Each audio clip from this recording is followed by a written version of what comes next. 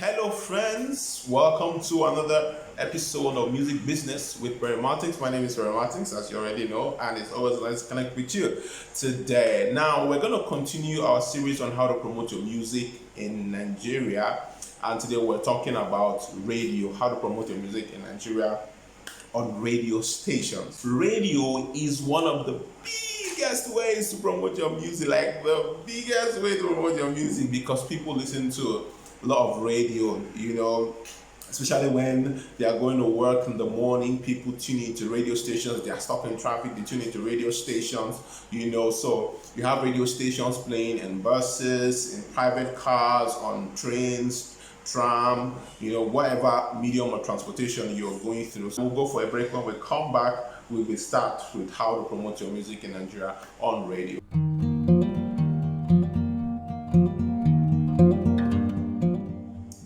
Now, welcome back. So, how to promote your music on radio in Nigeria. So, before you even begin to think about promoting your music, one of the first things you should know is that you have to make good music. Now, no matter the medium of promotion you want to start with or you want to do, the first thing is to even have a good music. There's no second guessing it, there's no renegotiating it, there's no way to go around it. You just have to have good music. When I mean good music, you have to have done a good job, at least to the best of your ability, to the best of what you can afford to get your music right? Because the truth is, when you have good music, half of the work, well, maybe not half of the work, but at least 20% of the work is done. Because the truth is, we have learned before, if you have a good music, half of the work is done. But now, if you have a good music, like 20% of the work is done, right? So one thing is to really have good music. Have a well-arranged, music, well-written, well-arranged. Depending on your genre.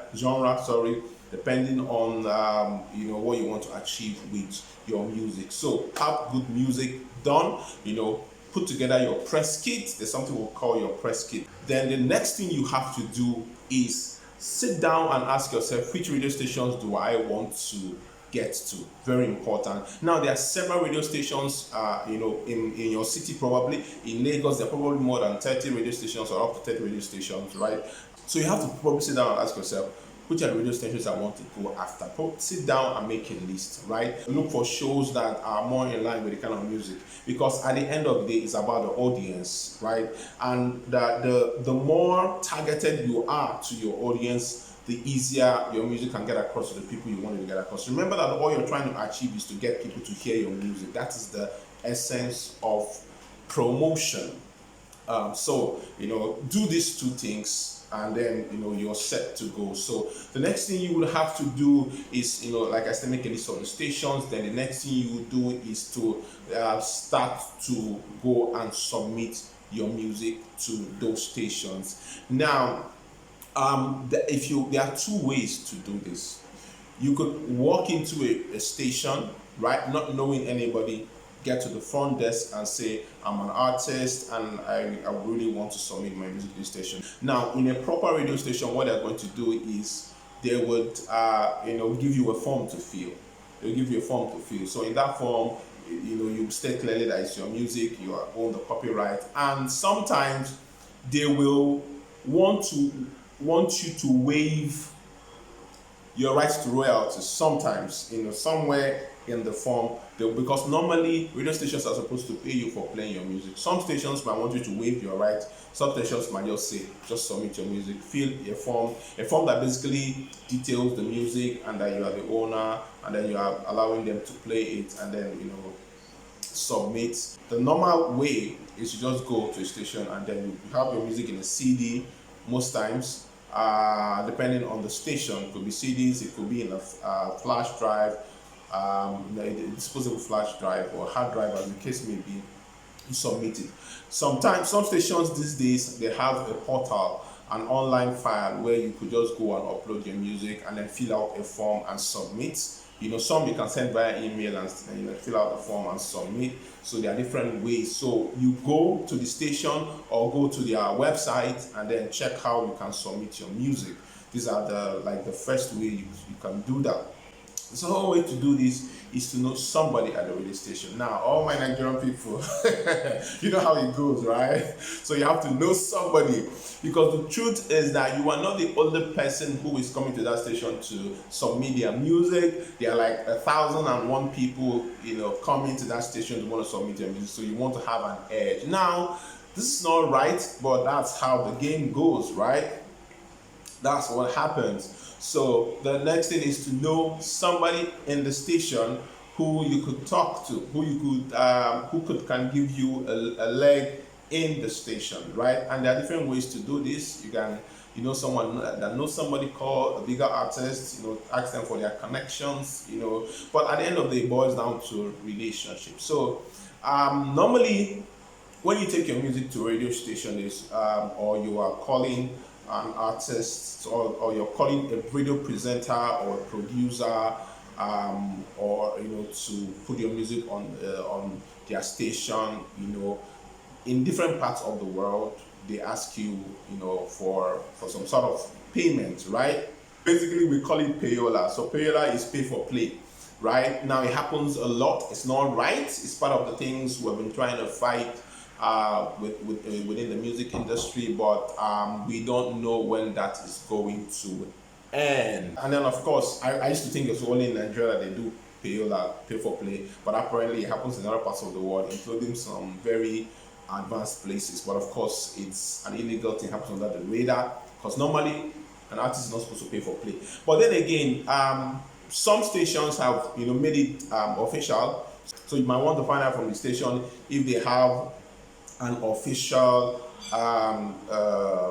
price tag for playing your music on radio. Maybe they can call it anything. So you can find out from the station when you go to the front desk, right?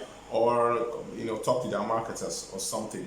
But then again, at the end of the day, there's always pay for play. Money always exchanges hands in these things, especially when there are a lot of people seeking for that spot, trying to get their music to play. I remember back in the days when we used to hunt, for airplay for artists. I remember I went to one radio station. I wanted to see one really popular presenter, right? And I got there. I met the guy. Luckily, the guy was just coming out of the station, and then he opened the boot of his car.